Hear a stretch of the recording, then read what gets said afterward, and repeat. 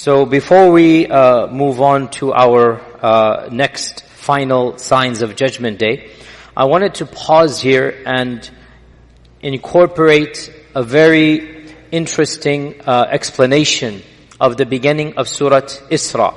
And this is something that is relatively modern, as I will explain. If you have a Quran, by the way, it would be nice if you check your Quran right now, the first pages of Surah Isra. If you have some type of Quran app or something, please take a look at that so that you can follow along. Because this is now another interpretation of a very classical set of verses that many ulama of our times actually, more and more ulama, are interpreting Surat Isra as being one of the signs of Judgment Day. And if you begin from the surah, it starts off with the issue of Subhanalladhi asra bi'abdihi, the issue of Isra, and the fact that Allah subhanahu wa ta'ala blessed the Banī Isrā'īl, and that He gave them some power in the land. Now, the verses then go on. وَقَضَيْنَا إِلَى بَنِي إِسْرَائِيلَ فِي الْكِتَابِ لَتُفْسِدُنَّ فِي الْأَرْضِ مَرَّتَيْنِ. This is verse number 4 of Surah Isra. Okay, follow along. These are very powerful verses. We قَضَيْنَا إِلَى بَنِي إِسْرَائِيلَ. We conveyed and decreed to the children of Israel in the kitab. What is the kitab here? Most of our ulama said the Lawh al-Mahfuz. We decreed amongst the Lawh al-Mahfuz that to whom? To the Bani Israel. لَتُفْسِدُنَّ فِي الْأَرْضِ مَرَّتَيْنِ. You shall cause fasad in this world twice. You shall cause fasad twice. لَتُفْسِدُنَّ فِي الْأَرْضِ مَرَّتَيْنِ وَلَتَعْلُنَّ عُلُوًّا كَبِيرًا. And you shall reach a degree of great haughtiness. عُلُوًّا كَبِيرًا. Interestingly enough, Allah uses the same adjective for Fir'aun. إِنَّ فِرْعَوْنَ يَا حَفَظَةً إِنَّ فِرْعَوْنَ عَلَى فِي الْأَرْضِ. So Allah is saying the Bani Israel will have two periods of might and izzah that they will honor or abuse. Which one? Abuse. وَلَتَعْلُنَّ عُلُوًّا كَبِيرًا. Okay, you guys all follow me? Everybody on the same page? Okay, now we move on. فَإِذَا جَاءَ وَعْدُ أُولَاهُمَا. When the first of these two promises come, when the first time that you shall rise up, you shall be dominant, you shall have ulu and cause fasad. What is fasad? Fasad is corruption. Fasad is killing. Fasad is subjugation of people. Fasad is lots of chaos wherever you are. This is fasad. Wallahu la yuhibbul fasad. إِنَّ الْمُلُوكَ إِذَا دَخَلُوا قَرْيَةً أَفْسَدُوهَا. This is fasad. Fasad is caused by corrupt people, by evil people. So Allah is saying, when the first of these two times is going to happen, what is going to happen? فَإِذَا جَاءَ وَعْدُ أُولَاهُمَا بَعَثْنَا عَلَيْكُمْ عِبَادًا لَنَا أُولِي بَأْسٍ شَدِيدٍ. We shall send against you. An army will come, a group will come against you. They are our creation, our servants. عِبَادًا لَنَا. We created them, you didn't create them. عِبَادًا لَنَا أُولِي بَأْسٍ شَدِيدٍ. They have great military might. They are a strong qawm. They're not a weak qawm. أُولِي بَأْسٍ شَدِيدٍ فَجَاسُوا خِلَالَ الدِّيَارِ. And they managed to go and probe even into your houses. They're going to go and all the way destroy all the way to your houses. وَكَانَ وَعْدًا مَفْعُولًا. And this was a promise that indeed took place. It is a true promise. وَكَانَ وَعْدًا مَفْعُولًا. Everybody clear so far? Okay? Now, ثُمَّ رَدَدْنَا لَكُمُ الْكَرَّةَ عَلَيْهِمْ. Then we gave you back a karra, a new chance. We gave you another chance. And we caused you to have a victory over your enemies. ثُمَّ رَدَدْنَا لَكُمُ الْكَرَّةَ عَلَيْهِمْ. So from being subjugated, from being humiliated, what happened? You rose up again. You rose from the ashes and you developed power. And وَأَمْدَدْنَاكُمْ بِأَمْوَالٍ وَبَنِينَ. We gave you blessings. You now had a civilization, children, wealth. وَجَعَلْنَاكُمْ أَكْثَرَ نَفِيرًا. And we made you powerful in numbers. Your أَكْثَرَ نَفِيرًا means your manpower or your strength or your military might. All of this is allowed here, right? So you became a mighty nation. ثم رددنا الكرة عليهم وأمددناكم بأموال وبنين وجعلناكم أكثر نفيرا إن أحسنتم أحسنتم لأنفسكم. Ya Banī Isrā'īl, if you do good, it's only for yourself, you will do good. وَإِنْ أَسَأْتُمْ فَلَهَا. But if you do evil, it will be used against you. You have power. If you are faithful to your commandments, if you obey Allah, you will benefit yourself. Your nation will thrive. You will become more powerful. But if you misuse that power, and if you subjugate others and cause tyranny and fasad, then that will be taken away from you. وَإِنْ أَسَأْتُمْ فَلَهَا فَإِذَا جَاءَ وَعْدُ الْآخِرَةِ. When the akhirah, the akhirah does not mean the akhirah. The akhirah here means the end of the two, the second one, the last one. The ulahuma is the first one, the akhirah is the last one. Doesn't mean the akhirah, the hereafter. No, that's a misunderstanding that people might have when they don't understand the meaning of akhirah here. فَإِذَا جَاءَ وَعْدُ الْآخِرَةِ. When the final of these, meaning the second, because there's going to be two times that they will rise up, right? When the second and final time, because there shall not be a third time of power. Ya Banī Isrā'īl, Allah has decreed, you shall come to power and be a civilization twice. The first one, وَكَانَ وَعْدًا مَفْعُولًا. It is a done deal. The second one, when it shall happen, فَإِذَا جَاءَ وَعْدُ الْآخِرَةِ لِيَسُوءُوا وُجُوهَكُمْ. There is a missing phrase here, and that missing phrase, we should say it is understood by the context that Allah will send another group of people, and they will cause your faces to become sour. You will find that because when you're hurt, when you're irritated, when you're angry, when something happens to you, your faces scowl. لِيَسُوءُوا وُجُوهَكُمْ. After they were beaming with pride, they will now become scowling with anger. لِيَسُوءُوا وُجُوهَكُمْ. Now here, listen to this. وَلِيَدْخُلُوا الْمَسْجِدَ كَمَا دَخَلُوهُ أَوَّلَ مَرَّةٍ. And they shall enter the masjid. Which masjid? Ya audience. Aqsa. There's no ikhtilaf. The masjid here is not Mecca and Medina. Aqsa. وَلِيَدْخُلُوا الْمَسْجِدِ. And they shall enter the masjid. Masjid al-Aqsa. كَمَا دَخَلُوهُ أَوَّلَ مَرَّةٍ. As they entered it the previous time. كَمَا دَخَلُوهُ أَوَّلَ مَرَّةٍ وَلِيُتَبِّرُوا مَا عَلَوْا تَتْبِيرًا. And they will destroy whatever you had taken over with your ulu, whatever you had done, whatever you had built, whatever had been constructed with your ulu, وَلِيُتَبِّرُوا مَا عَلَوْا تَتْبِيرًا. All of it will be destroyed and taken away. And then Allah subhanahu wa ta'ala says, إِنْ أَحْسَنْتُمْ أَحْسَنْتُمْ لِأَنفُسِكُمْ عَسَى رَبُّكُمْ أَنْ يَرْحَمَكُمْ عَسَى رَبُّكُمْ أَنْ يَرْحَمَكُمْ. Your Lord might have mercy on you. وَإِنْ عُدْتُمْ عُدْنَا. And if you go back to your evil ways, we will go back to our punishing of you. That's what it means here. If you go back to your evil ways, we will go back to punishing you. وَجَعَلْنَا جَهَنَّمَ لِلْكَافِرِينَ حَصِيرًا. And we have made Jahannam a place for the kuffar to reside in. Jayyid. Okay. Everybody followed the translation? Clear? Jayyid. Okay. You have a quick question. Go ahead. وَإِنْ عُدْتُمْ عُدْنَا. No, because فَإِذَا جَاءَ وَعْدُ الْآخِرَةِ.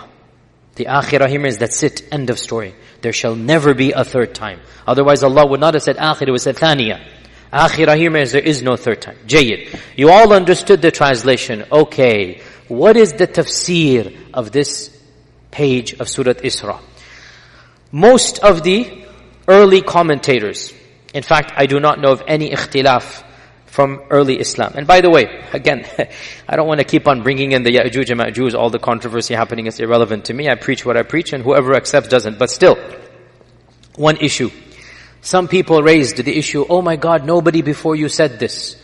Firstly, this isn't true. In the sense, there have been alternative interpretations of Ya'juj and Ma'juj. Even from at least 80 years, people have been trying to rethink through and have alternatives. Secondly, here's the key point.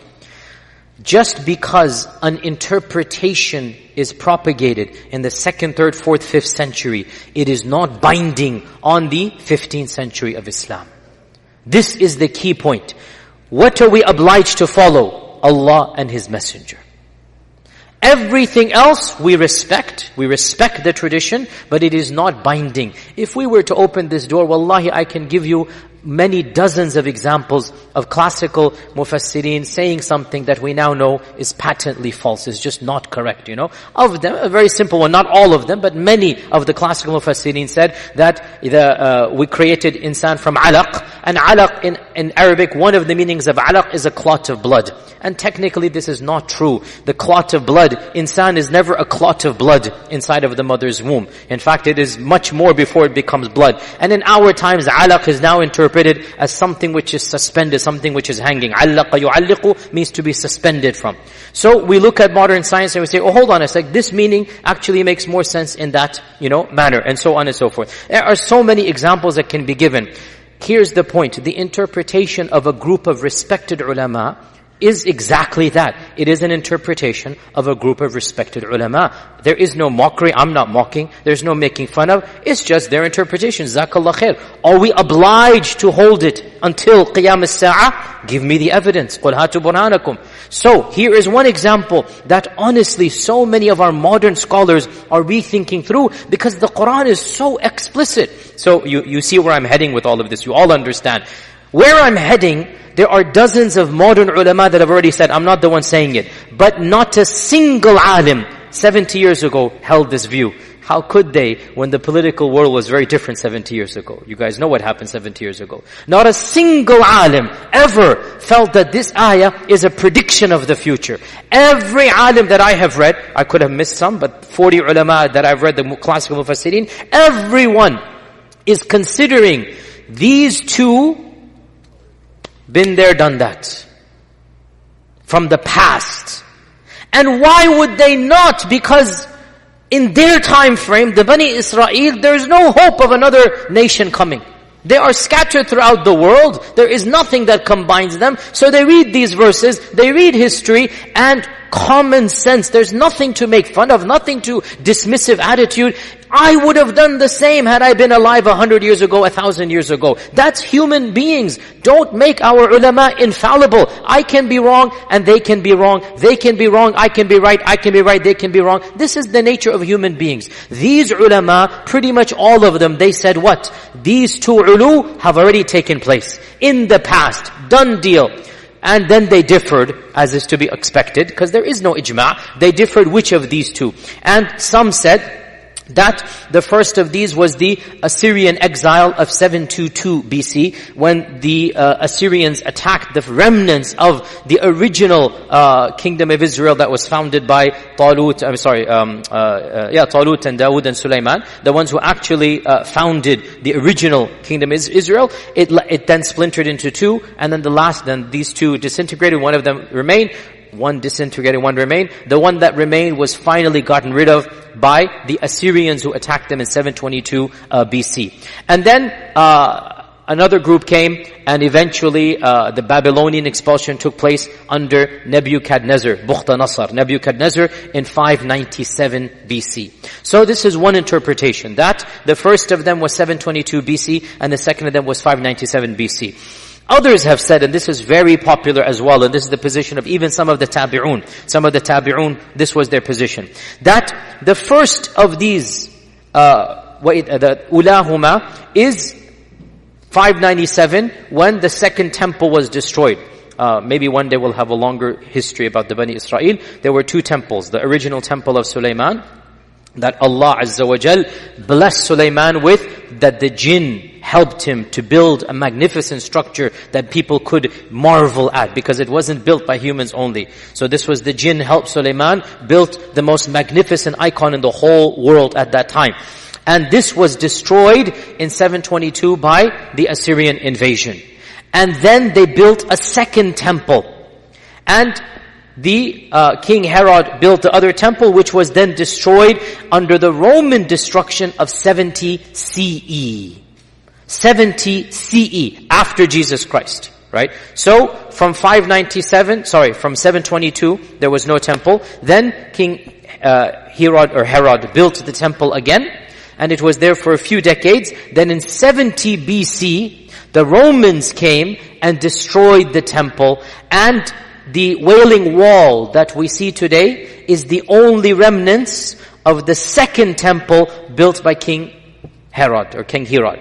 As for the temple of Sulaiman, nothing remains. Wala shay. Nothing. What we have is the second temple, one wall, and that's the western wall, and that is the Wailing Wall that you know, that was built around the time of Jesus, and that is now the wall that they go and they worship at. So, many of our tabi'un said, the first is the expulsion of Bukhta-Nasr, because Bukhta-Nasr massacred them. It was one of the main massacres of the Banī Isrā'īl, and he was somebody who basically almost exterminated them. Then they had to flee to various places in the world, and then in the Roman expulsion as well in 70 CE, another wave took place. Jayyid. This is the classical interpretation, that the two have already occurred. You understand where I'm heading with this? There is a modern interpretation that a number of prominent ulama from across the globe, and I mean there are a number of names, but most of these are not to the level that we understand. Footnote here, generally speaking, students of knowledge stick with the madrasa they graduate from. So if their teacher said it, they will remain that way. So to break away from the tradition is not something that is typical. Understandably so, and I'm not encouraging that. So whatever your teachers taught you, whatever you read Ibn Kathir and Tabari and Zamakhshari and whatnot, you will stick with it and keep on replicating. And alhamdulillah, there's no problem. Some people are willing to rethink through and break away. Sometimes that's good, sometimes that's bad. I'll be the first to say, not every breaking away is good. And those ulama who tend to do this, obviously they have to face their backlash and whatnot, but at the same time, they're the ones who produce some very interesting ideas, such as what I'm about to say. A number of prominent scholars in Egypt, in Bilad al-Sham, in Palestine, a number of places, they are saying, why are we assuming that these are in the past? The Quran doesn't say so. In fact, the Quran only says one of them, وَكَانَ وَعْدًا مَفْعُولًا. The first one has taken place. As for the second, the Quran does not say that it has taken place. Why are we assuming it has taken place? And now you see exactly where we're heading with this, right? So the first one would then be, most likely, the first destruction of the temple. That was when the glory of the original kingdom completely gone. And they have never had that type of political stability up until when?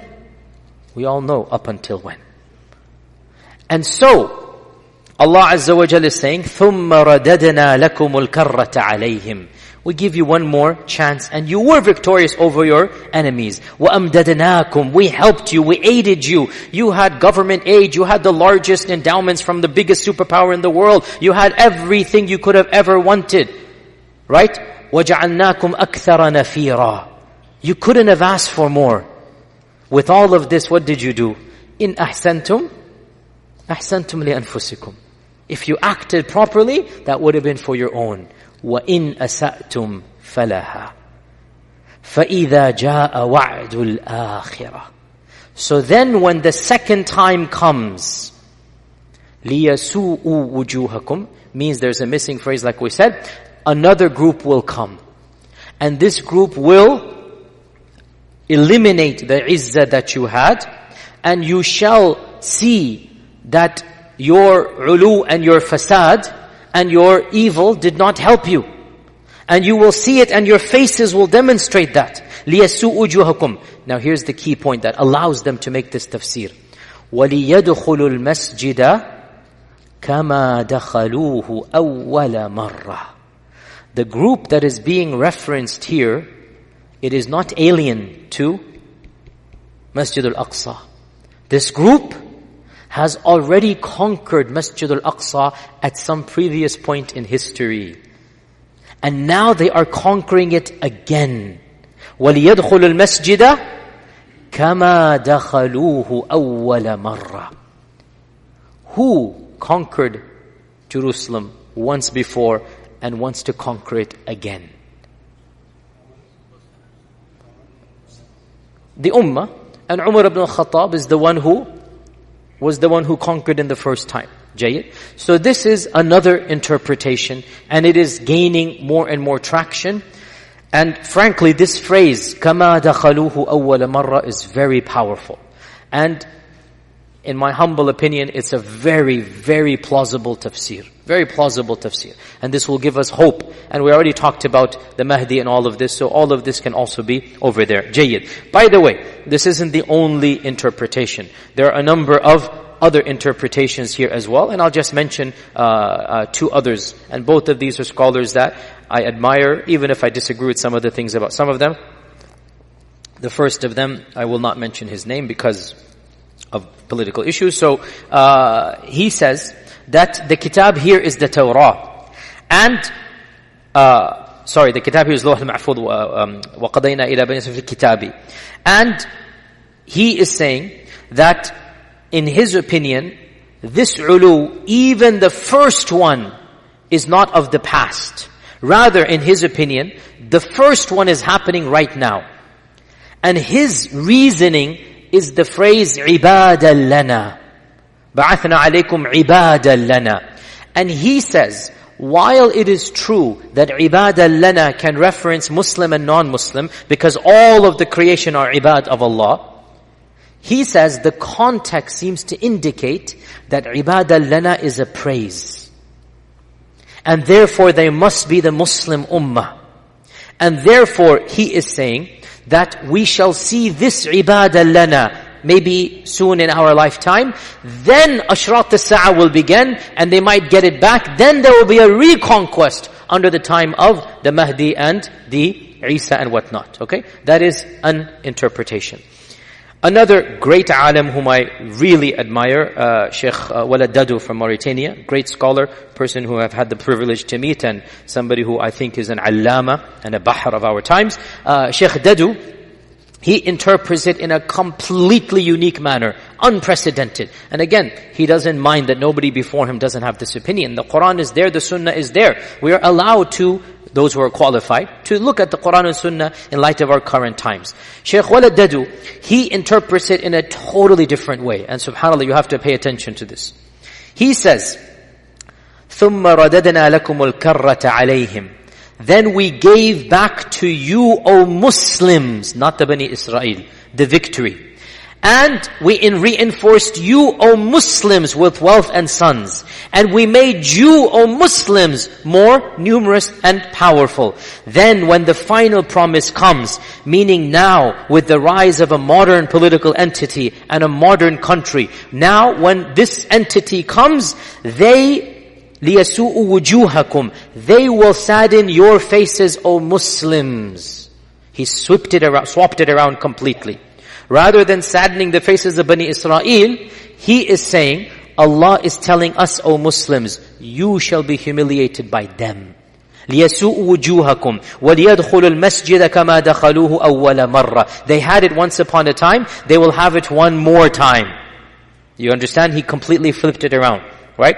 كَمَا دَخَلُوا مَرَّةً وَلِيُتَبِّرُوا مَا عَلَوْا تَتْبِيرًا. And they will destroy the region, the farms, the peoples, impose a blockade, have the largest open-air prison in the world, and you keep on going all of that way. لِيُتَبِّرُوا مَا عَلَوْا تَتْبِيرًا. عَسَى رَبُّكُمْ أَنْ يَرْحَمَكُمْ. To the Muslims. O Muslims, perhaps your Lord will have mercy. Be patient. Be patient. Because, as Ibn Abbas said, every time Allah says asa in the Quran, it will happen. Asa rabbukum an yarhamakum, your Lord shall have mercy on you. O Muslims who are being persecuted, O Muslims who are dying, O Muslims who are becoming shaheed, being jailed, etc., etc., don't worry, Allah will have mercy on you. وَإِنْ عُدْتُمْ, when you return to your deen, عُدْنَا, to our promise to protect you. Completely flipped it over.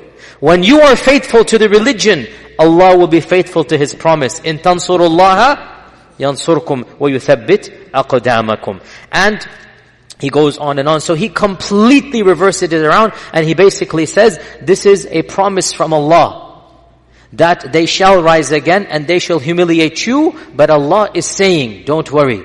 The minute and the day you stand up to your principles, we shall return to ours. وَنُعُدْتُمْ عُدْنَا.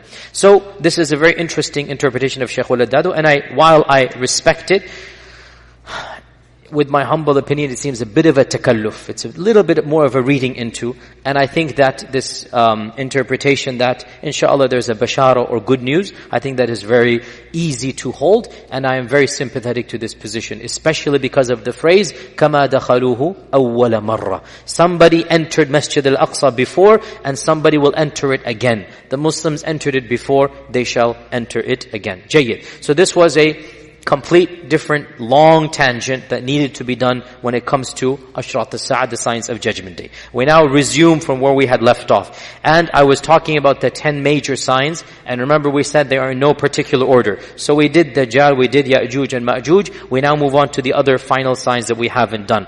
Of them is the 3 earthquakes. The 3 earthquakes. And the 3 earthquakes, there is nothing that has been mentioned about them other than 3 zalasil. No major description, no adjectives. We can't have any other thing. Nothing else is mentioned. Except in one hadith, it says 1 in the east, and 1 in the west, and 1 in Jazirat al-Arab. In one tradition, so 1 will be on one side of the world, 1 will be on the other side, and 1 will be in Jazirat al-Arab. What we can infer though, is that these earthquakes will be to an unprecedented scale, something that mankind has never seen. Why? The very fact that they deserve mention indicates they're not your typical earthquakes. They're not a 7 or 8 on the Richter scale. This is going to be something totally beyond what mankind is used to. And that is why they are mentioned as being of these signs.